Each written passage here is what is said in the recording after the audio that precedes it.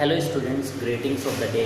आज हम लोग रोटेशन ऑफ कॉम्प्लेक्स नंबर पढ़ने जा रहे हैं। तो रोटेशन ऑफ कॉम्प्लेक्स नंबर बहुत ही इम्पॉर्टेंट टॉपिक है और इसको अच्छे से हम लोग समझने की कोशिश करते हैं। तो सबसे पहले हम लोग एक केस लेते हैं। यहाँ पर ये रियल एक्सिस है, ठीक है, आर्गन प्लेन में हम लोग इस समय, और ये इमेजिनरी एक्सिस है, ठीक है। अब मान लीजिए आपका ये कॉम्प्लेक्स नंबर है, दैट इज जेड, ठीक है। ये तो ओरिजिन है, ज़ीरो है, तो ये एक वेक्टर की तरह लिख सकते हैं, तो जेड माइनस जीरो, तो ये हमारा कॉम्प्लेक्स नंबर जेड है।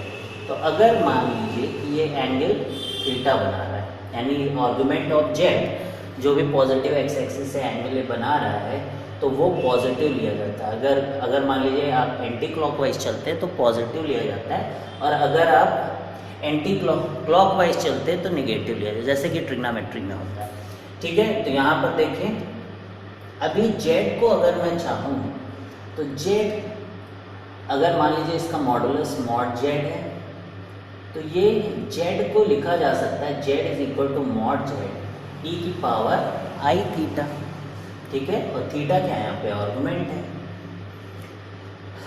अब मान लीजिए मैं इसकी लेंथ को यही रखता हूँ और मैं इसको यहाँ पहुँचा देता हूँ, ठीक है। लेंथ सेम है, लेंथ नहीं चेंज हो रही, यानी अभी भी ये मॉड जेड है, लेकिन अब ये कॉम्प्लेक्स नंबर बदल जाएगा। अगर मान लीजिए अब ये एंगल अल्फा से रोटेट कर दिया जाए, किससे, अल्फा से ये एंगल अगर रोटेट कर दिया जाए, तो ये अब इसका जो कोऑर्डिनेट होगा वो अलग होगा, बिकॉज इसका, जैसे अगर मान लीजिए x प्लस आयोटा वाई है, तो इसके कोऑर्डिनेट ये है, अब इसका जो भी आएगा इसके कोऑर्डिनेट्स अलग होंगे, तो ये कोई नया कॉम्प्लेक्स नंबर आएगा। लेकिन क्योंकि हम लोग रोटेट कर रहे हैं, तो रोटेट करने का मतलब कि सर्कल है ये, ठीक है, ऐसे है और ऐसे घूम गया, तो रेडियस तो सेम ही है, तो रेडियस सेम होने की वजह से जो नया वेक्टर आएगा उसको मान लीजिए मैंने Z1 बोला, तो ये क्या होगा, अभी भी इसका जो मॉडुलस है वो तो सेम ही रहेगा, लेकिन अब आप देखिए कि एंगल क्या हो गया, आई थीटा प्लस एल्फा, ठीक है।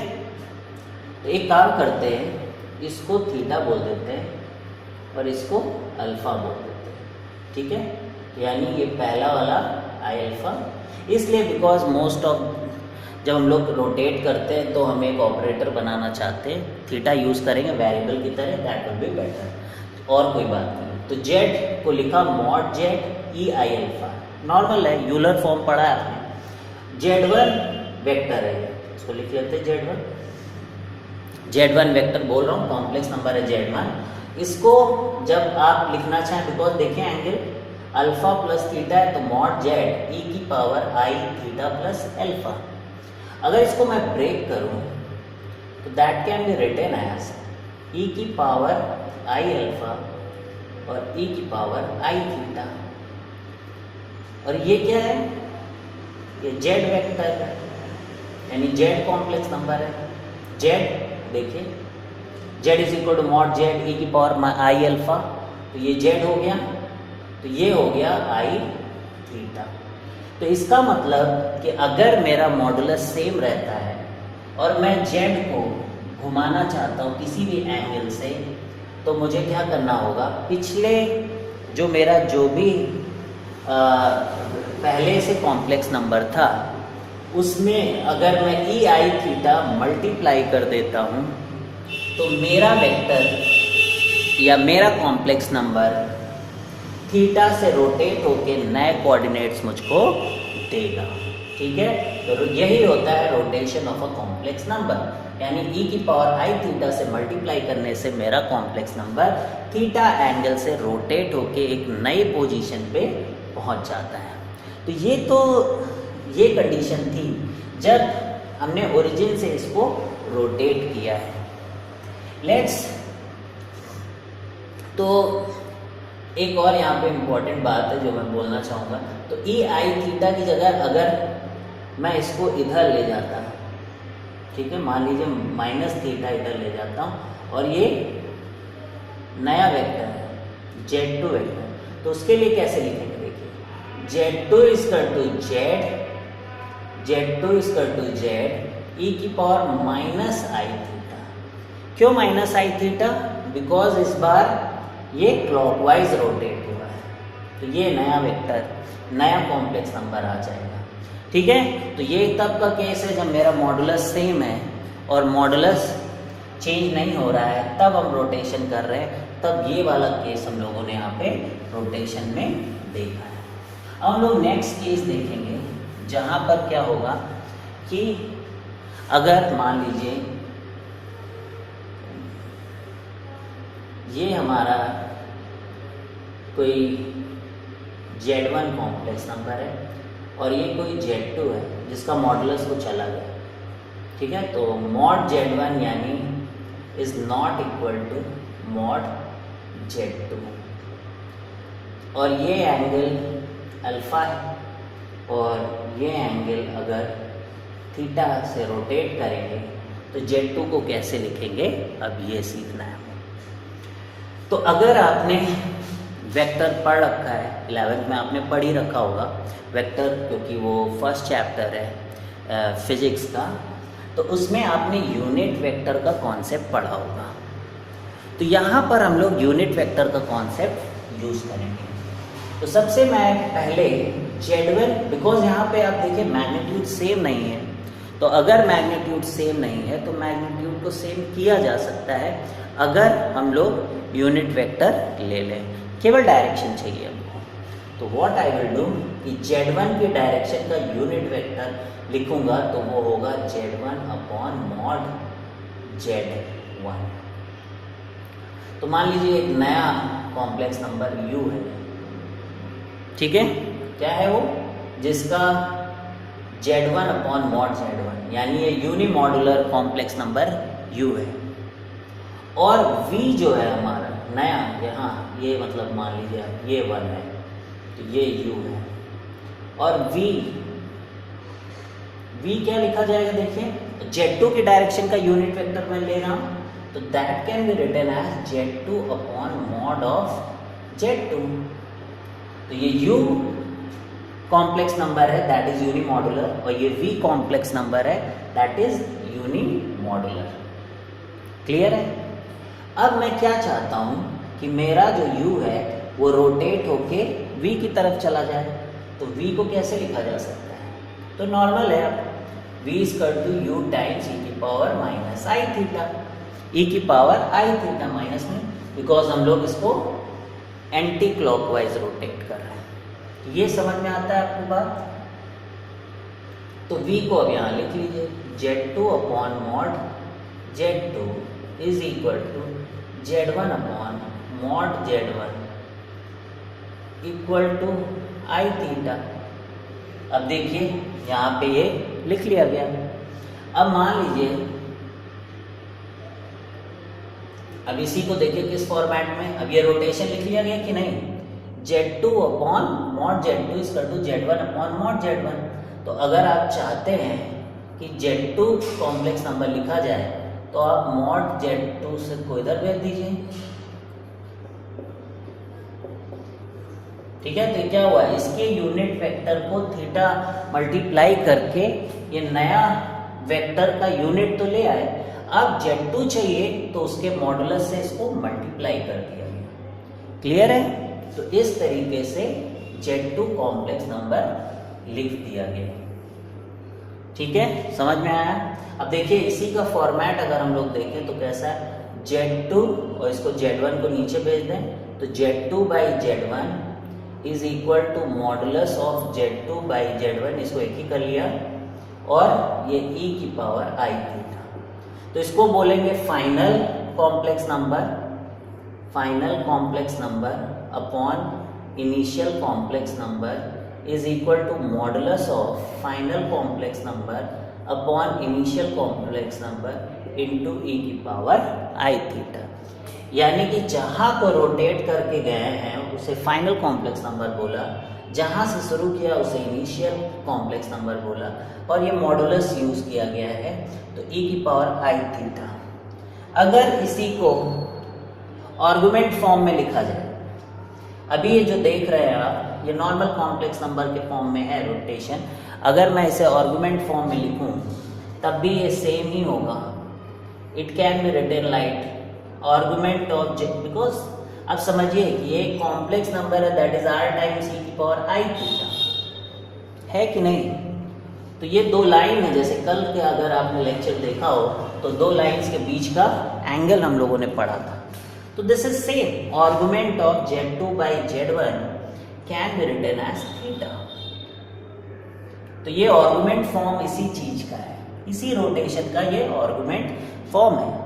इसका मतलब देखिए, इसी को अगर मैं अपनी प्रॉपर्टीज यूज करूं तो ये लिखा जा सकता है argument z2 minus argument z1 is basically theta. ये भी जैसे लॉग की प्रॉपर्टी होती है वैसा हम लोगों ने बोला, यानी z2 का जो भी आर्गुमेंट है उसमें z1 घटाओ तो थीटा। ऐसे भी ये रोटेशन है, यही चीज है, ये फॉर्मेट है, ये तो वर्ड के फॉर्मेट, एक ये तरीका है इसको लिखने का। तो बहुत सारे तरीके हैं। अगर बाई चांस इसको इवन हम चाहते हैं कि इसको लिखा जाए किस फॉर्मेट में, कॉन्जुगेट के फॉर्मेट में, तो इसे तो आर्गुमेंट के फॉर्मेट में देख लिया आपने, नॉर्मल रोटेशन के फॉर्मेट में देख लिया। अब आप इसी को अगर कॉन्जुगेट के फॉर्मेट में देखना चाहते हैं तो पहले मैं इसको कुछ इस तरीके से लिखूँ, z2 upon modulus z2 is equal to, तो मैं सिंपल केस ले रहा हूँ अभी ओरिजिन से, इसी सारी बातों को एक्सटेंड करके हम लोग ओरिजिन को अपना शिफ्ट करके किसी और को टर्मिनल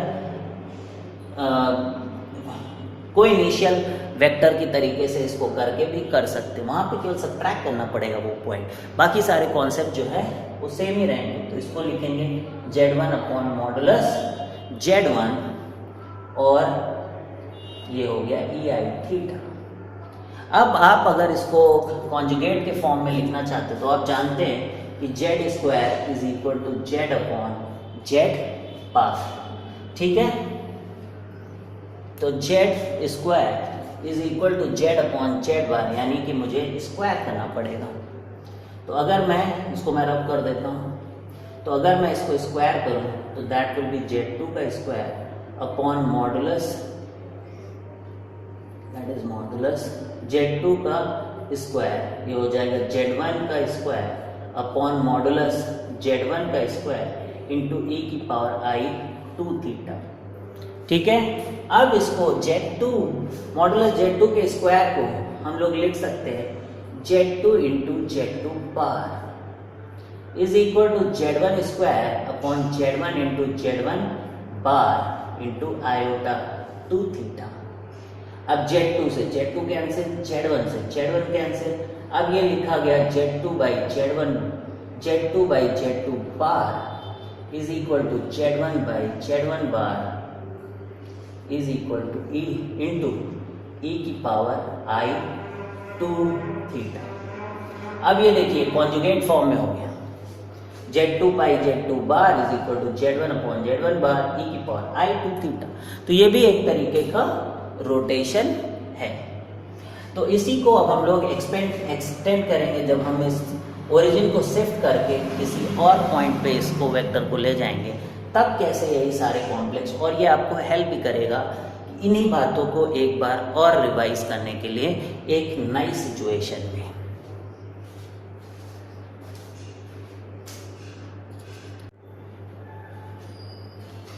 तो अभी जैसा बोला कि अब हम लोगों का इनिशियल पॉइंट जो हमारे कॉम्प्लेक्स नंबर हैं, अगर उनका ओरिजिन ना हो के कोई और हो, मान लीजिए ये कोई कॉम्प्लेक्स नंबर, मैं इसको z1 बोल देता हूँ, इसको मैं z2 बोल देता हूँ, इसको मैं z3 बोल देता हूँ, और ये मान लीजिए मेरा एंगल थीटा है, ठीक है। अब हम लोग इसको कैसे रोटेट करेंगे, ठीक है। तो ये लिखना है हम लोगों को। तो सबसे पहले आपको पता होना चाहिए कि अगर किसी वेक्टर को लिखना है मान लीजिए इस डायरेक्शन में, तो Z2 से Z1 को माइनस करना होगा। तो व्हाट आई विल राइट कि Z2 माइनस Z1, तो ये वेक्टर है, और जो मुझे चाहिए that is Z3 minus Z1, ये वेक्टर चाहिए। अगर इन दोनों का मॉडुलस सेम होता तो बहुत ही ईजी होता, Z3 minus Z1 is equal to Z2 minus Z1 into e की पावर आई थीटा लिख देता। अगर बाई चांस मान लीजिए गिवन है, ठीक है, तब तो ऐसे कर देगा। क्लियर है आपको? Z3 माइनस Z1 जो चाहिए that should be equal to Z2 minus Z1 into e की पावर आई थीटा, ठीक है। लेकिन अगर मान लीजिए दैट इज केस 1, जब ये कंडीशन, अब नया केस देखते हैं हम लोग, जिस केस में modulus is not equal, Z3 minus Z1 का modulus is not equal to modulus of Z2 minus Z1, तब क्या करें? तो मैंने पहले ही बताया है कि अगर मान लीजिए आप किसी भी वेक्टर को लिखना चाहते हैं तो आप पहले उस डायरेक्शन का मॉडुलस पता करिए, उस डायरेक्शन का यूनिट वेक्टर पता करिए, बिकॉज यूनिट वेक्टर हमें डायरेक्शन बताने में हेल्प करता है। तो अगर आपके पास यूनिट वेक्टर मालूम है तो आप फिर उसके मॉडुलस से उसको मल्टीप्लाई कर दीजिए, आपका वेक्टर आपको मिल जाएगा। तो उसी तरीके से अगर मुझे इस डायरेक्शन में अपना वेक्टर चाहिए तो मैं इस डायरेक्शन का मॉड यूनिट वेक्टर लिख दूंगा। तो ये मैंने लिख दिया Z3 minus Z1 divided by its modulus. Vector में आपने पढ़ा vector divided by its modulus is unit vector. उसी तरीके से कॉम्प्लेक्स नंबर वेक्टर की तरह लिखने के लिए Z3 माइनस Z1 मैंने यूज़ किया, और उसके मॉडुलस यानी उसकी लेंथ, आप जानते हैं मॉडुलस का मतलब क्या होता है, लेंथ। तो Z3 minus Z1 divided by modulus of Z3 minus Z1, ठीक है। अब ये एक यूनिट वेक्टर है। अब इस डायरेक्शन का भी मैं यूनिट वेक्टर ले लेता हूं, तो that will B Z2 minus Z1 upon modulus of Z2 minus Z1। अब ये मेरा इनिशियल है वेक्टर, यूनिट वेक्टर, इसको मुझे उस साइड में रोटेट करना है। तो मेरा जो रोटेशन वाला ऑपरेटर है दैट इज ई की पावर आई थीटा। मैं इस वाले अपने वेक्टर को इस ई की पावर आई थीटा से रोटेट करके वहां पहुंचा दूंगा। ये है मेरा रोटेशन आ गया। अब मुझे इसको नॉर्मल फॉर्मेट जो बुक्स में दिया रहता है उस तरीके से लिखना है, तो मैं इसे लिखूंगा Z3 माइनस Z1 यानी final complex number divided by जो मेरा इनिशियल था Z2 minus Z1 is equal to modulus of Z3 minus Z1 upon Z2 minus Z1 into e की पावर आई थीटा।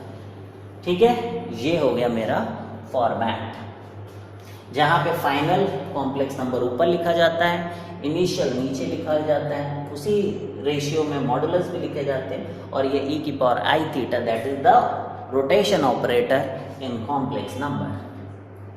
अब यहाँ पर अगर मुझे Z3 माइनस Z1 चाहिए तो मैं Z2 माइनस Z1 भेज देता हूँ, और देखिए कितना ही बिल्कुल एग्जैक्टली वही है जो अभी थोड़ी देर पहले हम लोगों ने जब ओरिजिन था उसको देखा था।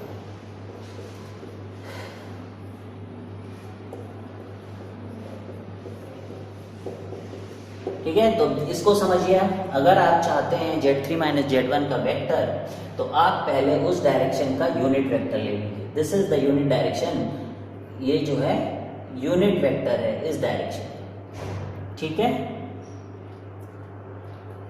ये कहाँ से आया, Z2 minus Z1 upon Z2 minus Z1 का मॉड, ये यूनिट वेक्टर है इस डायरेक्शन। इसको इस डायरेक्शन के मॉडुलस से मल्टीप्लाई कर दिया गया, इस वेक्टर के मॉडुलस से Z3 माइनस Z1। अगर नहीं दिख रहा तो मैं इसको ऐसे लिखता हूँ, this is mod Z3 minus Z1 और this is written as Z2 minus Z1 upon modulus of Z2 minus Z1 e की पावर आई थीटा। अब Z3 माइनस Z1 मुझे चाहिए, तो पहले मैंने क्या किया, इस डायरेक्शन का यूनिट वेक्टर लिया, EI थीटा से उस वेक्टर को इधर रोटेट किया और अपने मॉडुलस से मल्टीप्लाई कर दिया। इस तरीके से मेरा Z3 माइनस Z1 आ गया। ठीक है, बहुत इजी है। आर्गुमेंट फॉर्म में लिखना है तो ये फॉर्मेट को उठा के आर्गुमेंट में लिख लो। Argument of Z3 minus Z1 upon Z2 minus Z1 is equal to theta. ठीक है, और कॉन्जुगेट फॉर्म में करना, I don't think it should be difficult task. Z square को जेड इंटू जेड बार करते हैं, वही कॉन्सेप्ट लगा के कर सकते हैं। तो अब मैं उसको भी कर देता हूँ यहाँ पर, इससे आप एक बार और रिवाइज हो जाएगा आपका कि कैसे किया जाता है। तो सबसे पहले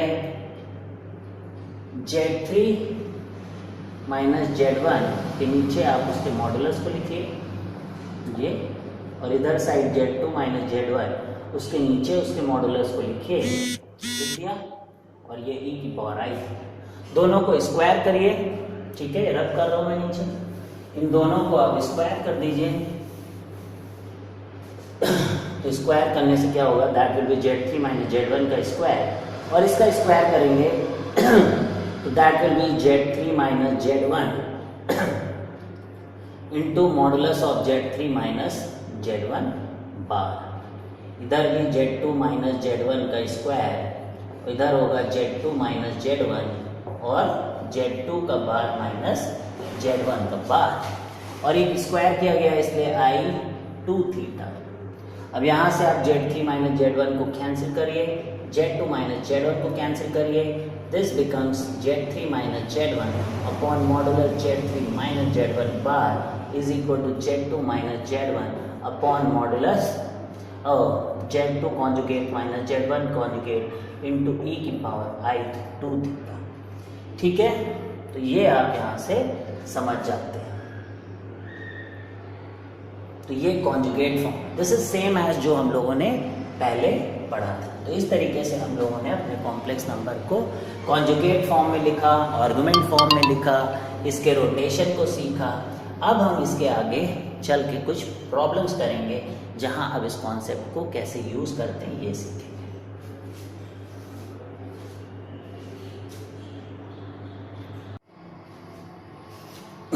तो अब हम लोग जो कॉन्सेप्ट पढ़े हैं, अब उसके बेसिस पे ये प्रॉब्लम करने जा रहे हैं। मान लीजिए क्वेश्चन आया है Z3 minus Z1 upon Z1 minus Z2, और ABCD एक स्क्वायर दिया। तो सबसे पहले हम लोग एक स्क्वायर बना लेते हैं। ठीक है, तो this is A, this is B, this is C and this is D। ठीक है, तो A का जो कॉम्प्लेक्स नंबर दिया गया है, यानी उसके पोजीशन वेक्टर कह सकते हैं Z1 and that is Z2 and this is Z3 and this is Z4। तो अगर देखें ये कुछ फॉर्मेट मिलता जुलता है, तो Z3 माइनस Z1 पहले हम लोग वेक्टर बनाते हैं, because this is given as Z3 minus Z1। आप सोचिए अगर Z1 माइनस Z3 दिया रहता तो इधर का लेते। क्यों बता रहा हूँ, जैसे आप भूले नहीं, Z3 माइनस Z1 तो इधर की तरफ हमारा वेक्टर है। अब बोला जा रहा है Z1 माइनस Z2, तो यानी ये वेक्टर। ठीक है, देखिए किधर की तरफ डायरेक्शन बनाई गई है, ये डायरेक्शन। अब Z3 minus Z1 is equal to Z1 minus Z2, इसको रोटेशन के फॉर्मेट में ऐसे लिखा जा सकता है Z3 माइनस Z1 यानी final vector upon initial vector. हम लोगों ने पढ़ा था कि मॉडुलस लो, final vector upon initial vector, that can be written as Z3 minus Z1 upon Z1 minus Z2 और e की पावर I जो भी एंगल ऑफ रोटेशन जिसको हम लोग यहाँ पर पता करेंगे। तो सबसे पहले अगर आपको ये देखना है, दिस इज ए साइड, मान लीजिए मॉडुलस ए है इसका, तो ये क्या ए भी ए होगा बिकॉज दिस इज स्क्वायर, तो ये कितना हो जाएगा √2a। अब आप देखिए Z3 माइनस Z1 का मॉडुलस यानी hypotenuse upon Z1 minus Z2 का मॉडुलस यानी a, तो इन दोनों की वैल्यूज अगर मैं रखूं यहाँ पर, तो that can be written as √2a upon a into e की पावर आई, ये मेरा कांस्टेंट, अभी मैं इसे ढूंढ रहा हूँ क्या है, तो दिस इज √2। तो √2 तो पता चल गया है। अब हमें एंगल पता करना होगा, ठीक है। तो एंगल अगर पता करना है कि कितने से रोटेशन है, तो रोटेशन के लिए सबसे पहले हमें इसका जो and, this is terminal point, और इसका जो स्टार्टिंग पॉइंट है उसको आगे बढ़ा के ऐसे, वेक्टर में भी आपने पढ़ा होगा कि इनके जो स्टार्टिंग पॉइंट होते हैं, इनिशियल जो पॉइंट होते हैं, वो मिलने चाहिए एंगल निकालने के लिए। तो ये हमारा वेक्टर है Z1 माइनस Z2, और ये वेक्टर है हमारा Z3 माइनस Z1। ये कितना एंगल है? ये एंगल आप जानते हैं बिकॉज ये स्क्वायर है, तो स्क्वायर में जो डायगोनल्स होते हैं वो बाइसेक्ट होते हैं, तो दिस इज 45 डिग्री। तो अब 180 माइनस 45 दैट इज 135 डिग्री, यानी कि 45 इंटू 3 यानी 3 पाई बाई 4, ठीक है। क्या आएगा? 3 पाई बाई 4। लेकिन आप देखिए कि वेक्टर कैसे रोटेट हुआ है, Z1 माइनस Z2 से क्लॉकवाइज गया है कि एंटी क्लॉकवाइज गया है? तो ये क्लॉकवाइज गया है, तो यहाँ पे माइनस होगा। तो वी कैन राइट ई की power iota minus 3 pi by 4। I think आप ये बात समझ पा रहे हैं। √2 टाइम्स ई की power I minus 3 pi by 4। तो इसको अब ई की पावर आई थीटा होता है कॉस, तो दैट कैन बी, कॉस का negative angle can be written as positive, that is cos 3 pi by 4 minus iota sine 3 pi by 4, ठीक है। तो पाई बाई 4 वाले एंगल्स 1 बाई √2 होते हैं। तो कॉस सेकेंड क्वाड्रेंट में है, दैट इज निगेटिव, यानी माइनस 1 बाई √2, और साइन जो है वो सेकेंड क्वाड्रेंट में पॉजिटिव होता है, इसलिए 1 बाई √2 ही इसकी वैल्यू होगी। और √2 को इसके अंदर भेज दीजिए, ये √2 ये √2 ये √2 कैंसिल, और हमारी वैल्यू जो है -1 माइनस आई। तो ये इसका जो आंसर आया यानी Z3 minus Z1 upon divided by Z1 minus Z2। तो ऐसा क्वेश्चन आने की वजह से दिस इज -1 माइनस आई। अगर इसी तरीके से आर्गुमेंट इसका पूछ लिया जाता तो आर्गुमेंट क्या होता? -3 पाई बाई 4, ठीक है, क्योंकि आपको देखना होता किधर की तरफ एंगल था, ये था। तो इनको हमें ले जाना होता ओरिजिन पे इन वेक्टर्स, और फिर हम लोग देखते कि वो क्या रियल एक्सिस से कितना एंगल बना रहे हैं, ठीक है। तो फिर वो एंगल हम लोग चेक करते हैं, ठीक है। क्लियर है? तो यहाँ पे आपको समझ में आ गया कि -1 माइनस आयोटा हमारा इसका आंसर होगा, ठीक है। अब हम लोग नेक्स्ट प्रॉब्लम यहाँ पर देखेंगे।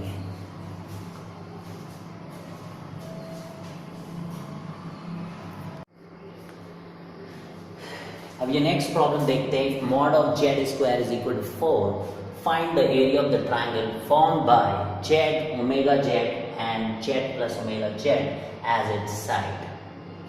तो सबसे पहले जो दिया गया यहाँ पे mod Z square is equal to 4, तो यहाँ पे मॉड Z की वैल्यू लिख लेते हैं हम, दैट इज 2, ठीक है।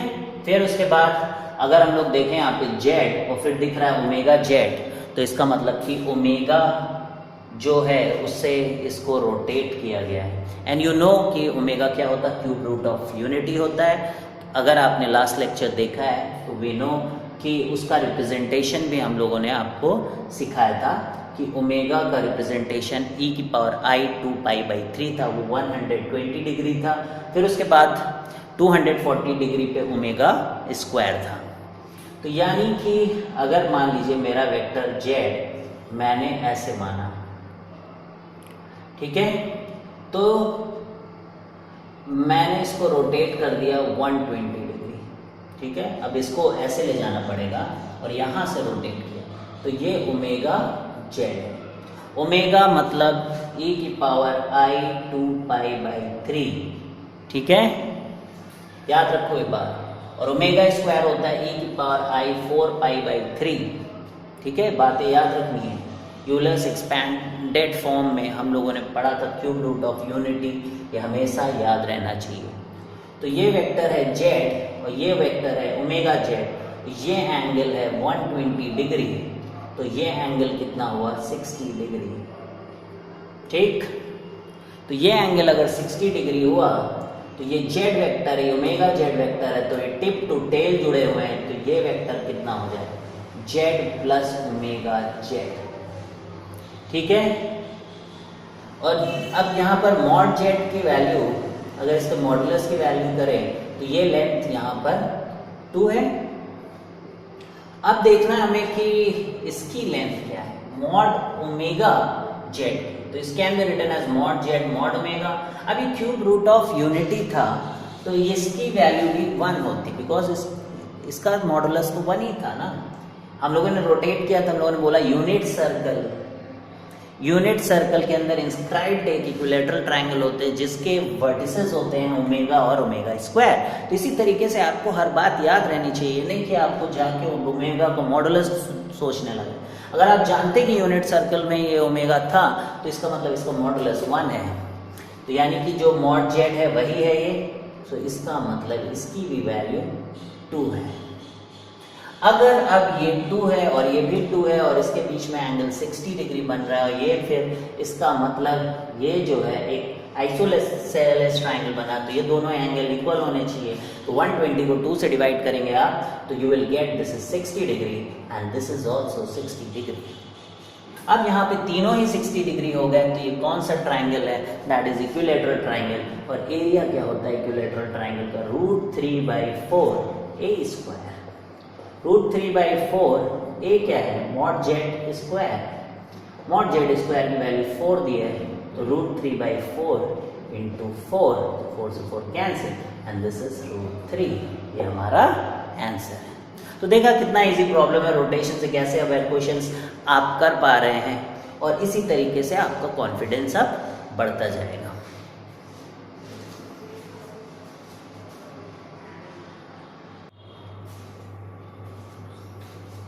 अब ये क्वेश्चन हम लोग करने जा रहे हैं। क्वेश्चन है let triangle ABC is equilateral, then find the complex number corresponding to orthocentre in terms of Z1 and Z2, find argument of Z3 minus Z1 upon Z2 minus Z3।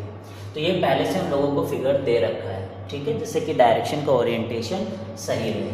तो यहाँ पे question दिया गया let triangle ABC is equilateral, यानी कि इसमें जो modulus है इन तीनों का वो इक्वल है। कहने का मतलब ये है हमें कॉम्प्लेक्स नंबर निकालना है ortho centre in terms of Z1 and Z2।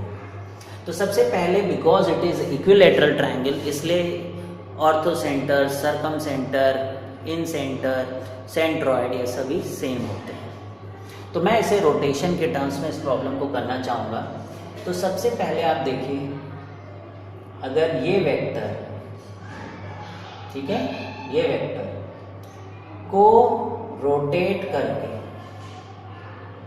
इधर, ये है, ये जी है हमारा, ठीक है, जो कि सेंट्रॉइड है, बेसिकली ऑर्थो सेंटर भी सेंट्रॉइड ही है। और ये आप जानते हैं कि 2:1 के रेशियो में ऑर्थो सेंटर इसको डिवाइड करता है। ये 60 डिग्री है तो this is 30 degree and this is also 30 degree, ठीक, ये 60, ठीक, तो ये कितना है 90 डिग्री, ठीक है।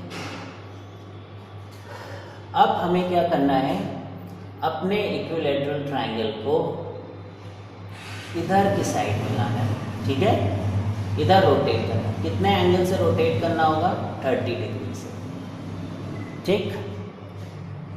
तो यानी कि हमें ये कोऑर्डिनेट निकालना है, यानी कि ये कॉम्प्लेक्स नंबर निकालना है, यानी इस कॉम्प्लेक्स नंबर को I have to rotate by 30 degree to get the complex number in this direction. तो सबसे पहले मैं AB का जो प्रोजेक्शन है, जो कि AG की तरफ जो AB का प्रोजेक्शन है वो निकाल सकता हूँ।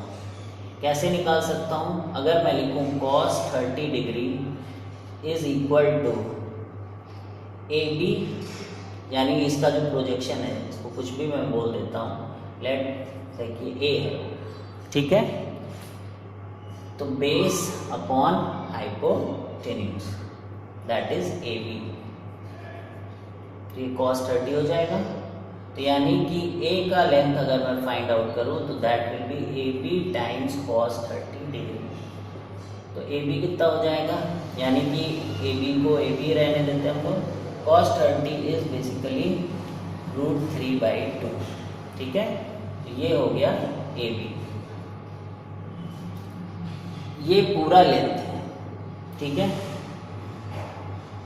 यानी इसको रोटेट करके जब यहाँ ले आए, ये इसका प्रोजेक्शन है। ठीक है, अब अगर मैं ए जी निकालूं तो ए जी इसका कितना है 2/3, इस पूरे का दैट इज 2/3।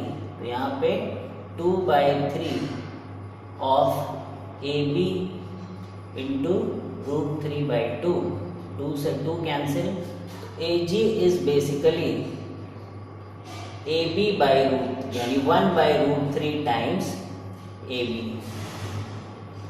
ठीक है, तो ए जी का जो लेंथ है that is A B times √3।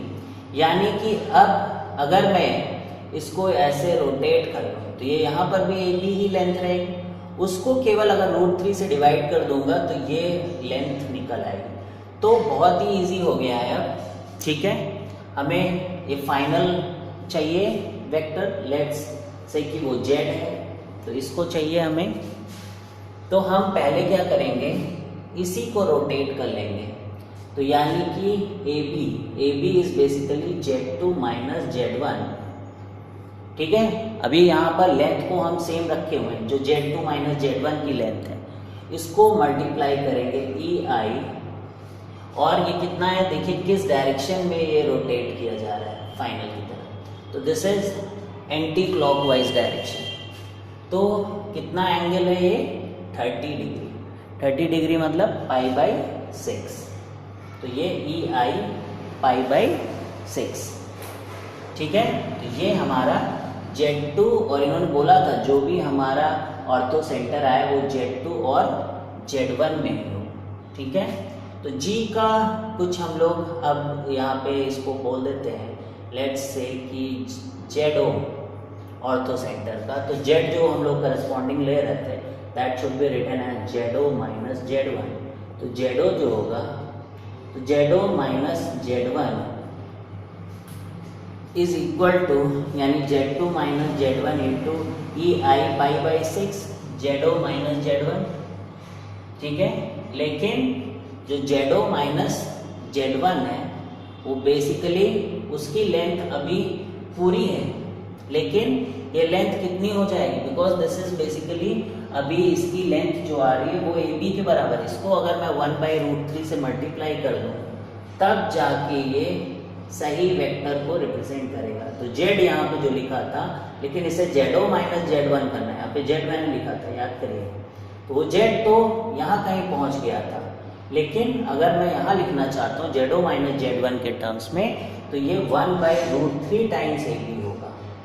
तो वो हो जाएगा Z2 माइनस Z1 इंटू, और ये क्या है cos π/6, यानी cos 30 that is √3/2 plus iota sign 30 that is 1/2। ठीक है, ये हो गया।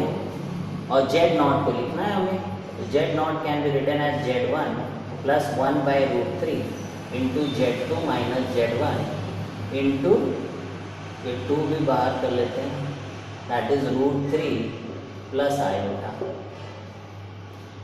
ठीक है, अब इसी को सॉल्व कर लीजिए। Z1 को एक तरफ कर लीजिए, जो भी इसमें है, चलो कर लेते हैं। Z0 यहाँ पे LCM लिया था 2√3 Z1 प्लस Z2√3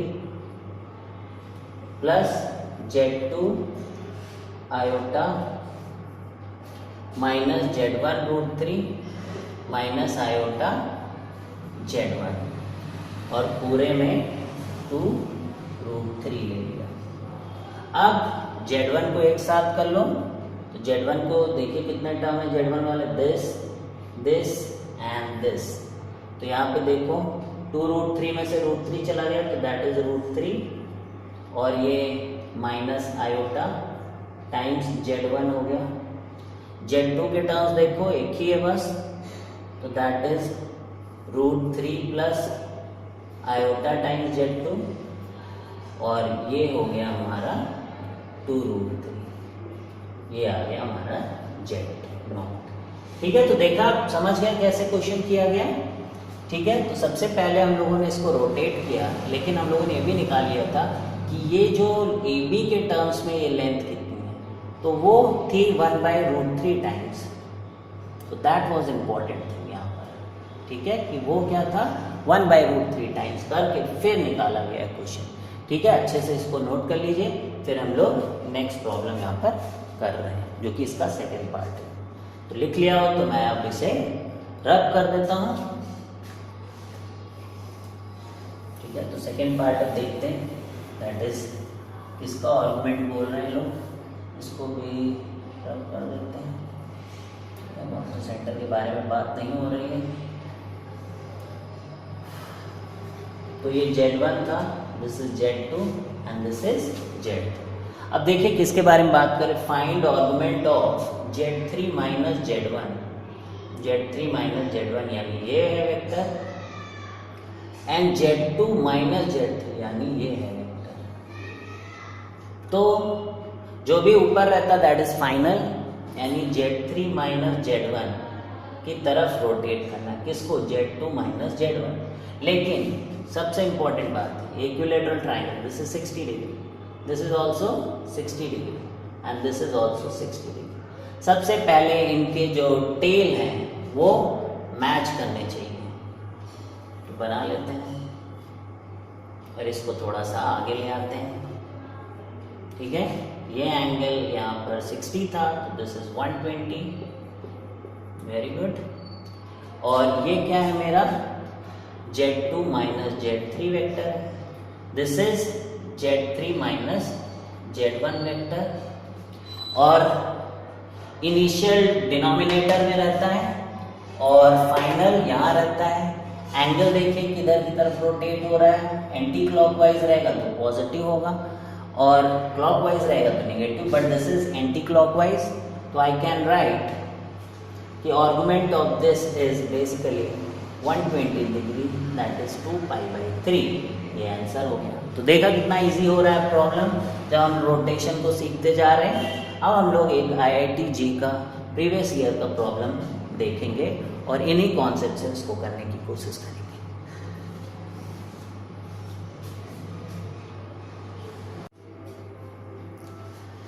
अब जो हमने सीखा है, अब वो हम लगाने जा रहे हैं अपना कॉन्सेप्ट इस क्वेश्चन में, और ये JEE 1997 के पेपर का क्वेश्चन है। अब इसमें देखते हैं कि कैसे रोटेशन लगा के क्वेश्चन किया जाएगा। तो क्वेश्चन क्या दिया है पहले समझते हैं। Let Z1 and Z2 be the roots of the equation Z² + PZ + Q, where the coefficient P and Q be complex number. Let A and B, यहाँ पे दिया है A and B represent Z1 and Z2 in the complex plane. If angle AOB is equal to alpha and OA is equal to OB, where O is the origin, prove that P² is equal to 4Q cos square alpha/2। तो question देखने से काफ़ी tough लग रहा है, लेकिन जैसे कि आपने अगर हमारे JEE एडवांस के लेक्चर्स देखे हों, जो कि 40 लेक्चर्स थे जो 2017 का जो पेपर चल रहा था, तो 40 डेज़ में बनाए गए थे। तो उसमें मैंने बताया था कि जो भी JEE में क्वेश्चंस आते इतने डिफ़िकल्ट नहीं होते, वो लगते तो डिफ़िकल्ट हैं लेकिन उनके कॉन्सेप्ट बहुत ही ईजी होते हैं। तो इस प्रॉब्लम को भी हम लोग देखेंगे कि जो भी अभी तक सीखा है क्या उसको अप्लाई कर पाएंगे हम लोग इसमें कि नहीं। तो आपको अपने में बिलीव करना है कि हाँ ये कुछ वही है जो हम जानते हैं।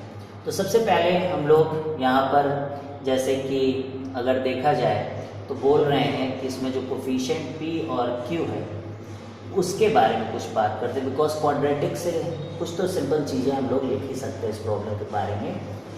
तो प्रॉब्लम में क्या लिख सकते हैं, अगर इसके रूट्स Z1 एंड Z2 हैं तो at least I can write Z1 + Z2 is equal to -P and Z1 × Z2 is equal to Q। और Z1 Z2 के बारे में यहाँ पे कुछ दे रखा है और उनके बीच में एंगल दे रखा है अल्फा। और ये भी बहुत इंपॉर्टेंट पॉइंट है यहाँ पर कि OA OB, तो यानी उन्होंने OA OB जो ये इक्वल दे रखा है रोटेशन कराने के लिए दे रखा है, ये आप समझ सकते हैं।